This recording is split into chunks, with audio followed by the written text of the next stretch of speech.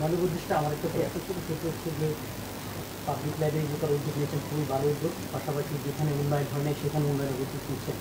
আমরা জানি যে হঠাৎ করে রাজধানীতে ডেঙ্গুর প্রকোপ বাড়ছে, পাশাপাশি যে সিটি কর্পোরেশন তেমন উল্লেখযোগ্য কোনো ডেঙ্গু নেই, তাদের কোনো উদ্যোগটা আমরা চোখে পড়ছে না। পাশাপাশি ঢাকা দক্ষিণ সিটি কর্পোরেশন বলা যায় যে প্রায় 15 থেকে 20 দিনের মতো নাগরিক সেবা থেকে বঞ্চিত হচ্ছে। পাশাপাশি আমরা জানি এই সময়টাতে সিটি কর্পোরেশন সবচেয়ে বেশি কাজ যে নাগরিক সেবা দেয়, যে ডেঙ্গু নিয়ন্ত্রণে কাজ করা, সেখানে সেই কাজ হচ্ছে না। এই সমাধান কোথায় ঢাকা দক্ষিণ সিটি কর্পোরেশন?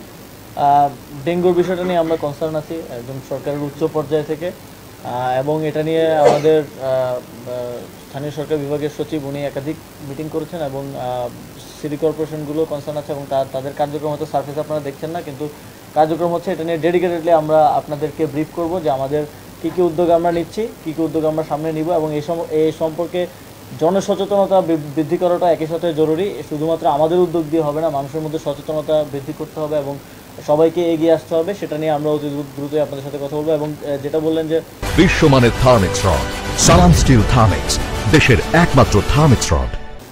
এক্ষেত্রে দক্ষিণ সিটি কর্পোরেশনে আমাদের কিছু চ্যালেঞ্জ আছে। আপনারা জানেন যে সেখানে স্বাভাবিক কার্যক্রম স্বভাবতই ব্যাহত হচ্ছে। তবে আমরা চেষ্টা করছি যতটা সম্ভব বাইরে থেকে হলেও যতটা সম্ভব নাগরিক সেবা কন্টিনিউ রাখা এবং সেটা কাভার করা।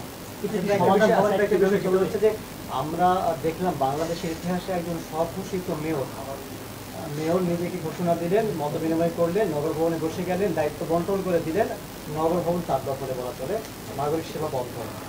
আপনারা সেটি আইনি বৈধতা দিচ্ছেন না, বিভিন্ন কারণে বলেছেন। আপনি কেন আপনারা নতজানু হয়ে আছেন? সরকার কিছু ব্যবস্থা নিচ্ছে না, তার সমাধানও করছে না, সরকার ব্যবস্থাও নিচ্ছে না, মানুষ সমালোচনা করছে। এটা নিয়ে কতদিন চলবে?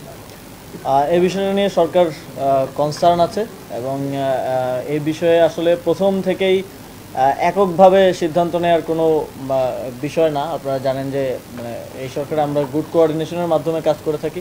একই সাথে যখন রাজনৈতিক দলগুলোর সাথে আমরা সৌহার্দ্যপূর্ণ সম্পর্কের কথা বলি এবং সেটা রক্ষা করতে গেলে দায়িত্বশীল আচরণ আসলে প্রত্যেকের থেকেই প্রত্যাশিত। আমরা আমাদের পার্টটা দায়িত্বটা পালন করার চেষ্টা করছি, দায়িত্বশীল আচরণ করার চেষ্টা করছি। তবে এ বিষয়ে যেভাবে নাগরিক সেবা আসলে ডেডলকের দিকে যাচ্ছে, এ বিষয়ে আর আসলে চুপ থাকার মতো পরিবেশ পরিস্থিতি নেই এবং সরকারের উচ্চ পর্যায়ে এটা নিয়ে কনসার্ন আছে। সেখানে আলোচনার ভিত্তিতে যেটা সিদ্ধান্ত আসে আমি সেটাই বাস্তবায়ন করব খুব দ্রুত সময়ের মধ্যেই।